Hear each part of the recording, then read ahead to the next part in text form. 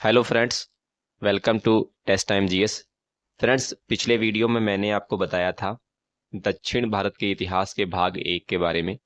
अगर आपने वो वीडियो नहीं देखा है तो में प्लेलिस्ट का लिंक मिल जाएगा, आप वहां पे जाकर के देख लीजिए।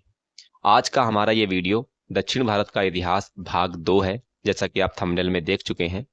और इसमें हम पढ़ने वाले हैं चालुक्य वंश और पल्लव वंश के बारे में। ठीक है।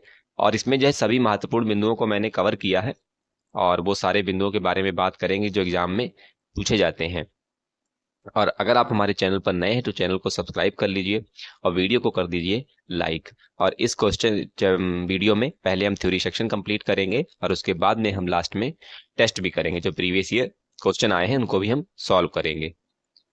तो पिछले वीडियो में मैंने आपको बताया था 100 से 300 ईस्वी के इतिहास में संगम काल जिसको कहा जाता है, जिसमें चेर, चोल, पांड्य इन 3 वंशों के बारे में मैंने आपको बताया था और इनके एमसीक्यू क्वेश्चन भी मैंने आपको सॉल्व करवाए थे।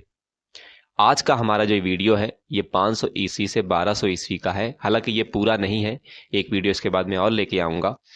इस वीडियो में जो दक्षिण भारत के राजवंश हैं पल्लव और चालुक्य, इन 2 राजवंशों के बारे में हम आज के इस वीडियो में पढ़ेंगे। तो सबसे पहले हम पल्लव वंश की बात करेंगे और उसके बाद में हम चालुक्य वंश की बात करेंगे कि चालुक्य वंश कितने प्रकार का था और कहाँ कहाँ पर उनका कैसा कैसा शासन था, और महत्वपूर्ण बिंदु जो एग्जाम में पूछे गए हैं हम उनको कवर करेंगे। तो सबसे पहले पल्लव वंश की अगर हम बात करें तो ये वंश 575 ईस्वी से 879 ईस्वी तक रहा था। 575 ईस्वी से 879 ईस्वी तक रहा है। फ्रेंड्स, आपसे रिक्वेस्ट करूंगा कि आप साथ में कॉपी और पेन लेके बैठे और साथ साथ में चीजें नोट करते जाएं, ताकि थोड़ी आपको आसानी हो जाएगी। आप अपने आप एक बार नोट्स बना लेंगे तो आपको याद हो जाएगा, क्योंकि दक्षिण भारत का इतिहास जो है काफी जो है घुला मिला सा इतिहास है, तो उलझा हुआ इतिहास है, तो इसको समझना थोड़ा सा क्रिटिकल है। फिर भी मैंने कोशिश की है इसको आसान भाषा में समझाने की। तो जो पल्लव वंश का जो संस्थापक है वो सिंह विष्णु है, और इसकी जो राजधानी है वो कांची या कांचीपुरम कहा जाता है, जो वर्तमान तमिलनाडु में है, वहां पर स्थित है। और इनकी राजभाषा जो थी वो संस्कृत थी। तो इसका संस्थापक जो सिंह विष्णु था, इसने 25 सालों तक शासन किया था, 575 ईस्वी से 600 ईस्वी तक। और जो काल भ्रस है, जिन्हें दुष्ट शासक के रूप में जाना जाता है, सिंह विष्णु के द्वारा पराजित किया गया था। और पल्लव साम्राज्य उसके शासनकाल में कावेरी नदी तक फैला हुआ था। कौन सी नदी कहाँ तक है ये मैंने आपको जियोग्राफी के वीडियोस में बताया है, आप वहां जाके देख सकते हैं। उन्होंने चोल के खिलाफ भी लड़ाई लड़ी और उन्हें हरा दिया था। जो ये आपका सिंह विष्णु था, ये एक महान प्रतापी शासक था। इसने चेर, चोल, पांड्य वंश के राजाओं को युद्ध में पराजित किया था, इसलिए इसको महान शासक बोला जाता है। और ये जो था ये वैष्णव धर्म का अनुयायी था। वैसे तो दक्षिण भारत में 2 धर्म ज्यादा प्रचलित थे, एक वैष्णव धर्म और एक शैव धर्म। वैष्णव तो कुछ राजा वैष्णव धर्म के अनुयायी थे और कुछ शैव धर्म के अनुयायी थे, लेकिन जो सिंह विष्णु था ये वैष्णव धर्म का अनुयायी था। ठीक, तो आपको याद रहेगा विष्णु वैष्णव, विष्णु वैष्णव धर्म का अनुयायी था। इसी के दरबार में एक लेखक था भारवी। ठीक है, भारवी एक लेखक था। इसकी एक रचना है कीर्तार्जुनियम। ठीक है, ये एग्जाम में पूछी जाती है, काफी इंपॉर्टेंट है, तो इसको आप नोट कर लीजिएगा। सिंह विष्णु के दरबार में एक लेखक है भारवी, लेखक था मतलब भारवी, और इसकी रचना कीर्तार्जुनियम। और यहीं पर एक मंदिर भी है, इन्होंने मंदिर बनवाया था, एक वराह मंदिर। ठीक है, ये तमिलनाडु के मामल्लपुर में स्थित है वराह मंदिर। ठीक, तो इसको भी आप नोट कर लेंगे। आगे बात करते हैं महेंद्र वर्मन प्रथम। इन्होंने 600 ईस्वी से 630 ईस्वी तक शासन किया था। इनके पिताजी जो थे सिंह विष्णु, इन्होंने 575 से 600 ईस्वी तक 25 साल तक शासन किया था। और जो महेंद्र वर्मन थे, इन्होंने 600 ईस्वी से 630 ईस्वी तक 30 साल तक शासन किया था। महेंद्र वर्मन ने काल वंशों को हराकर पल्लव साम्राज्य को फिर से स्थापित किया था। और ये सिंह विष्णु के पुत्र थे, जैसा कि मैंने आपको बताया था। और ये एक प्रसिद्ध कवि भी थे। ये जो खुद थे महेंद्र वर्मन एक प्रसिद्ध कवि थे, और इन्होंने विचित्र चिता और महाविलास प्रहसन नामक ग्रंथ की रचना की थी।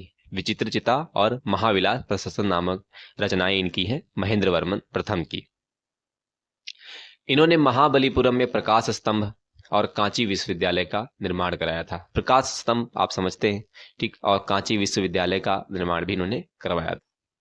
कांची विश्वविद्यालय में वेद, बौद्ध धर्म, जैन धर्म, संगीत और नृत्य, पेंटिंग, ठीक है, इनकी आदि की शिक्षा दी जाती थी। जो इन्होंने विश्वविद्यालय ये बनाया था कांची विश्वविद्यालय, इसमें वेद, बौद्ध धर्म, जैन धर्म, संगीत हो गया, नृत्य हो गया, पेंटिंग, इन सब चीजों की शिक्षा यहाँ पर दी जाती थी। महेंद्र वर्मन जो पालव शासकों में शैलकृत स्थापत्य के प्रणेता थे, ठीक है, जो शैलकृत स्थापत्य कला है उसके ये प्रणेता थे। महेंद्र वर्मन शुरू में जैन धर्म के संरक्षक थे, जो ये शुरुआत में थे जैन धर्म के संरक्षक थे, किंतु बाद में क्या किया कि एक संत थे अप्पार, ठीक है, शैव संत थे, शैव धर्म के संत थे अप्पार, तो इन्होंने भी शैव धर्म अपना लिया था। देखिए, इनके जो पिता थे वो वैष्णव धर्म से संबंधित थे, लेकिन ये खुद थे जैन धर्म से।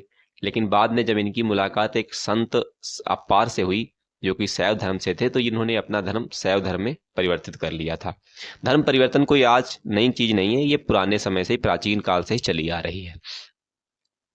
उसके शासनकाल में चालुक्य राजा पुलकेशन द्वितीय ने पल्लव साम्राज्य पर आक्रमण किया और महेंद्र वर्मन को युद्ध में पराजित किया था। देखिए, पुलकेशन द्वितीय को आप याद रखिएगा, अभी आगे के वीडियो, आज के ही वीडियो में अभी मैं आगे इसके बारे में बात करूंगा, तो आप इस चीज को याद रखना कि उसके काल में जो चालुक्य राजा पुलकेशिन द्वितीय थे महेंद्र वर्मन के काल में, तो इन्होंने महेंद्र वर्मन को युद्ध में पराजित कर दिया था और यहीं से इन दोनों में युद्ध का शुरुआत हो गया था। जो आपका ये पल्लव वंश था और चालुक्य वंश था, यहीं से इन दोनों में युद्ध का प्रारंभ हो गया था, आपस में झगड़ा शुरू हो गया था। फिर आगे आता है नरसिंह वर्मन प्रथम। तो ये 630 ईस्वी में गद्दी पर बैठे थे और नरसिंह वर्मन ने प्रथम पल्लवों में सबसे महान माने जाते हैं। जो नरसिंह वर्मन प्रथम थे, ये पल्लव में जितने भी शासक हुए उनमें सबसे जो अगर महान शासक थे तो वो आपके नरसिंह वर्मन थे। ये चीज आप याद रखिएगा। और इनको जो है इसीलिए महामल्ला या ममल्ला भी कहा जाता है, क्योंकि पल्लव शासकों में सबसे महान शासक नरसिंह वर्मन प्रथम थे, तो इनके दूसरे नाम भी हैं महामल्ला और ममल्ला भी इनको कहा जाता था। नरसिंह वर्मन ने 642 ईस्वी में पुलकेशिन द्वितीय को पराजित किया था। इनके पिताजी जो थे वो हार गए थे पुलकेशिन द्वितीय से, महेंद्र वर्मन प्रथम, और इन्होंने क्या किया, वापस 642 ईस्वी में पुलकेशिन द्वितीय को हरा दिया था और जो चालुक्य की राजधानी वातापी थी और उस पर अधिकार कर लिया था। और राजधानी के नाम से मिलती जुलती उपाधि, जिसको वातापी कोंडा बोला जाता है, ये उपाधि इन्होंने धारण की थी। इसने चोल, चेर, पांड्य को भी परास्त किया था, जैसा कि पीछे भी हमने पढ़ा है, और यहाँ भी यही चीज है कि इन्होंने चोलों को, चेरों को और पांड्यों को पराजित किया था। और नरसिंह वर्मन प्रथम ने श्रीलंका में एक नौसैनिक अभियान भेजा और सिंघली राजकुमार मणिवर्मा को मुक्त कराया था। देखिए, ये चीज बड़ा ध्यान से लाइन नोट करिएगा, ये भी दोबारा आगे टॉपिक इसका आएगा वापस। देखिए, इसमें ना इसीलिए उलझा हुआ इतिहास है। तो ये जो नरसिंह वर्मन प्रथम थे, इन्होंने श्रीलंका में 9 सैनिक भेज करके वहां के सिंघली राजकुमार जो थे मणिवर्मा, उनको मुक्त कराया था। इन्होंने ममल्लपुरम और महाबलीपुरम 2 शहरों की, इसने या महामल्लपुरम कहिए चाहे महाबलीपुरम कहिए, इन्होंने शहर की स्थापना की थी। और स्थापना करने के बाद यहाँ पर इन्होंने रथ मंदिरों का निर्माण करवाया था। और इन्हीं के शासनकाल में हेनसांग 640 ईस्वी में वो पल्लव साम्राज्य में आए थे, उन्होंने यहाँ का दौरा किया था और उन्होंने बताया था कि यहाँ के लोग खुशहाल थे। ठीक, ऐसा उन्होंने बताया था कि यहाँ के लोग जो थे वो खुशहाल थे। और इनके शासनकाल में, नरसिंह वर्मन के शासनकाल में, जैसे अप्पार हो गया, है ना, अप्पार तो आपने पीछे भी पढ़ाई है, सिरुथोंदर हो गया और तिरुगाना संबंदर हो गया, ये महान जो संत थे इनके शासनकाल में रहते थे। नरसिंह वर्मन प्रथम के शासनकाल में ये शासक, ये संत जो है रहते थे। फिर नरसिंह वर्मन द्वितीय, ये 700 से 728 ईस्वी तक, कहीं कहीं पर इनका जो ये भी आता है कि उसने 695 से 722 ईस्वी तक शासन किया है। तो कुल मिला के लगभग उन्होंने 28 साल तक शासन किया था। उन्हें राजा जय सिंह पल्लव के नाम से भी जाना जाता है और इनके शासनकाल में दूतावासों को चीन में भेजा गया था। ठीक, और इनकी अगर हम उपाधियों की बात करें तो शंकर भक्त, वाद्य विद्याधारा, आगम प्रिय, ये इनकी उपाधियां थी। और इनका जो शासनकाल था वो बड़ा शांत प्रिय शासनकाल था क्योंकि इनके शासनकाल में युद्ध देखने को नहीं मिलते हैं। ठीक, और स्थापत्य कला का भरपूर विकास हुआ है इनके दरबार में भी। और इनकी दरबार में एक लेखक थे दंडिन, ये संस्कृत भाषा के लेखक थे दंडिन। इन्होंने देश कुमार चरित नामक ग्रंथ की रचना की थी। तो ये एग्जाम में पूछा गया है कि देश कुमार रचित किसकी रचना है, तो दंडिन की रचना है। इसकी भाषा कौन सी है, तो इसकी भाषा आपकी जो है वो संस्कृत है। और इन्हीं के दरबार में कैलाशनाथ मंदिर, जिसका दूसरा नाम है राजा सिद्धेश्वर मंदिर, इसी के द्वारा बनवाया गया था। नरसिंह वर्मन के द्वारा कैलाशनाथ मंदिर, जिसको बोला जाता है राज सिद्धेश्वर मंदिर, इनके द्वारा बनवाया गया था। फिर अगले हैं नंदीवर्मन द्वितीय। इस राजा ने मुक्तेश्वर मंदिर और बैकुंठ पेरुमाला मंदिर बनवाया था। जो ये नंदीवर्मन द्वितीय थे, इन्होंने 2 मंदिर बनवाए थे, मुक्तेश्वर मंदिर और बैकुंठ पेरुमाला मंदिर। और इस राजा के बारे में कोई खास चीज ऐसी टॉपिक नहीं है जो एग्जाम में पूछी जाए। शासक बहुत हुए हैं, लेकिन मैंने केवल इंपॉर्टेंट जो शासक थे उनको कवर किया है, जहां से क्वेश्चन अब तक पूछे गए हैं। इस वंश का सबसे जो अंतिम शासक था वो था अपराजित वर्मन। ठीक है, अपराजित वर्मन जो था वो इस शासक का अंतिम प्रमुख शासक था। इसने 879 से 897 तक शासन किया था और बाद में पल्लव साम्राज्य को चोल शासकों ने विजित करके अपने राज्य में मिला लिया था। यहां पर ये चीज याद रखिएगा कि जो ये अपारजित वर्मन थे, इनको पराजित करके जो चोल शासक थे उन्होंने अपने में मिला लिया था। तो यहां से चोल वंश का कहीं ना कहीं प्रारंभ होता है, जो कि हम अगले वीडियो में पढ़ेंगे। फिर आता है चालुक्य वंश। ठीक, अब हम पल्लव वंश हमने यहां तक पढ़ लिया। अगर हम चालुक्य वंश की बात करें तो चालुक्य वंश एक भारतीय शाही राजवंश था, जिसने 606वीं से 12वीं शताब्दी के बीच दक्षिण और मध्य भारत के बड़े हिस्से पर शासन किया था। दक्षिण हिस्सा और मध्य भारत का हिस्सा इन्होंने शासन किया था। चालुक्यों की 3 शाखाएं थी। पहली शाखा वातापी या बादामी के चालुक्य, दूसरा है कल्याणी चालुक्य और तीसरा है वेंगी चालुक्य। ठीक, तो चालुक्यों की 3 शाखाओं के बारे में अलग अलग हम पढ़ेंगे। तो वातापी या जो बादामी के चालुक्य थे, इसके संस्थापक जय सिंह थे और इनकी जो राजधानी थी वो वातापी थी। और ये इस वंश के सबसे जो प्रतापी शासक थे वो थे आपके पुलकेशिन द्वितीय। संस्थापक जय सिंह थे, लेकिन अगर हम वातापी या बादामी की बात करें, इस शाखा की बात करें, तो सबसे जो प्रभावी शासक थे, सबसे प्रतापी शासक थे, वो पुलकेशिन द्वितीय थे। इस वंश के सबसे महान शासक पुलकेशिन द्वितीय थे, जिसने पश्चिमी गंग वंश, कदम्ब वंश और पुष्यमित्र वंश के शासक हर्षवर्धन को हरा दिया था, पराजित किया था और उसने परमेश्वर की उपाधि धारण की थी। पुलकेशिन द्वितीय ने गंग वंश, कदम्ब वंश और पुष्यमित्र वंश को हरा करके परमेश्वर की उपाधि धारण की थी। आगे अगर हम बात करें तो पुलकेशिन द्वितीय ने वेंगी आंध्र प्रदेश को जीतकर अपने भाई विष्णुवर्धन को वहां का शासक नियुक्त किया था। ये लाइन बड़े ध्यान से नोट कीजिएगा, भी आगे फिर वापस इस लाइन पे हम लौटेंगे। पुलकेशिन द्वितीय जो थे, इन्होंने आंध्र प्रदेश में एक वेंगी जगह है, वहां जीता था। जीतने के बाद में ये जगह इसने अपने भाई विष्णुवर्धन को दे दी थी, मतलब वहां का उसको शासक बना दिया था। और पुलकेशिन द्वितीय ने पल्लव वंश के शासक महेंद्र वर्मन प्रथम पर आक्रमण करके उनको युद्ध में हराया था।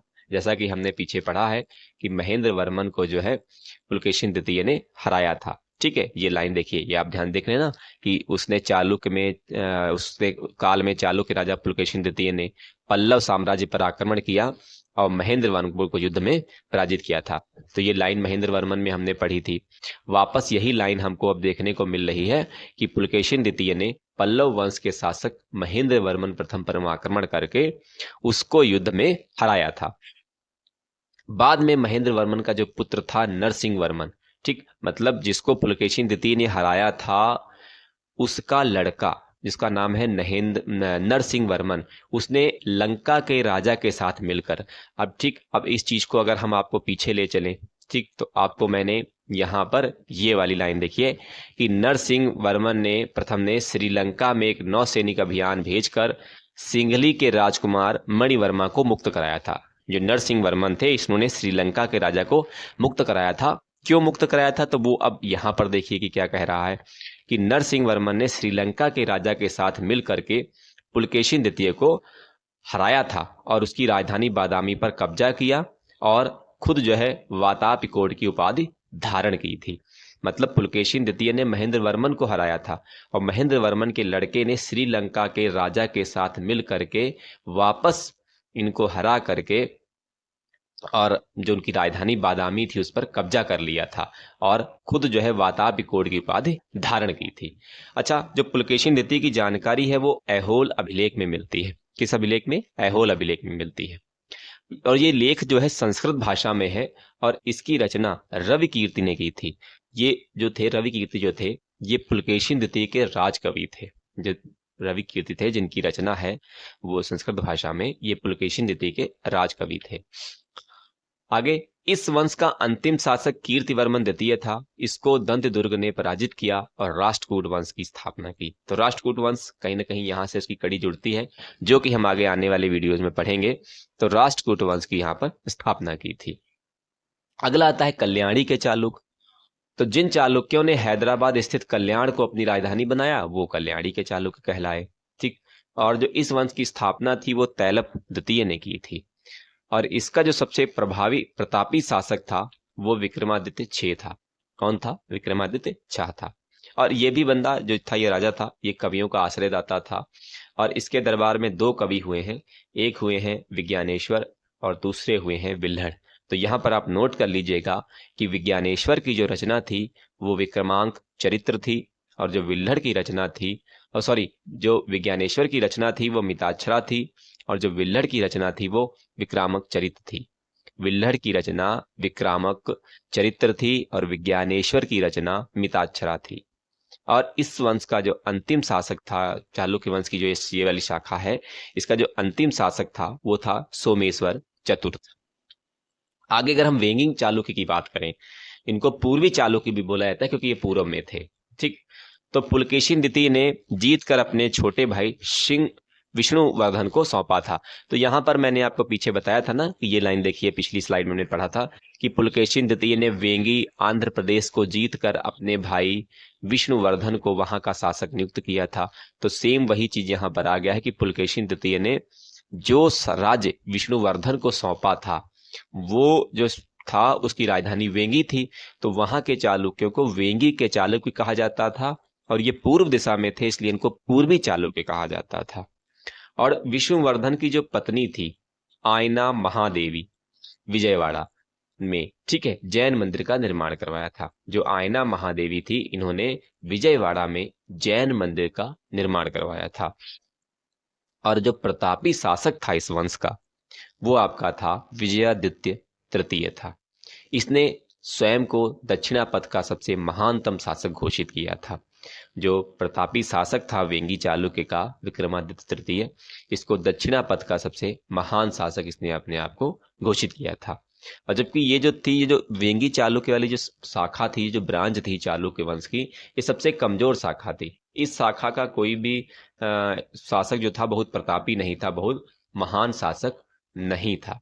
तो उम्मीद करता हूं कि आपको यहां तक थ्योरी सेक्शन अच्छे से समझ में आ गया होगा कि चालुक्य वंश और पल्लव वंश के बारे में थोड़ा सा घुला मिला है। आप एक बार अपने आप नोट्स बना लेंगे और एक बार वीडियो को 2 बार देख लेंगे तो आपको अच्छे से क्लियर हो जाएगा। क्योंकि यहाँ से क्वेश्चंस कई बार आते हैं तो ये हमको पता होते हुए भी बड़ा कन्फ्यूजन रहता है कि कौन किसका पुत्र है, किसने किस पर आक्रमण किया। एक बार वो करता है, दूसरा बार फिर उस पर आक्रमण करता है। तो इसको आप अच्छे से लिख करके हैंड नोट्स बना करके अपने आप पढ़िएगा तो आपको समझ में आ जाएगा। बढ़ते हैं इसके एमसीक्यू क्वेश्चन की तरफ।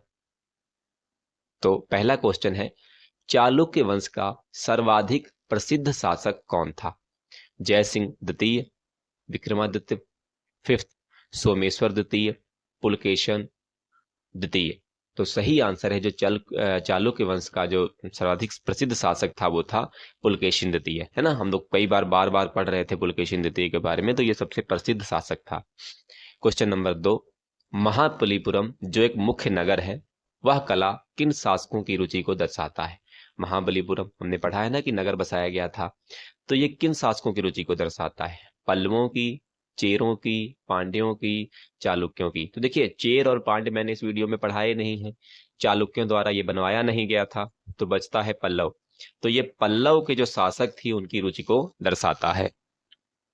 आगे क्वेश्चन नंबर 3, मिताक्षरा की विषय वस्तु है आयुर्वेद, खगोल, काव्यशास्त्र, हिंदू पारिवारिक विधि संहिता। तो जो मिताक्षरा है ये मैंने आपको पीछे बताया था ना कि रचना है, तो ये हिंदू पारिवारिक विधि संहिता, हिंदू पारिवारिक विधि संहिता की विषय वस्तु है, उसको ये दर्शाता है।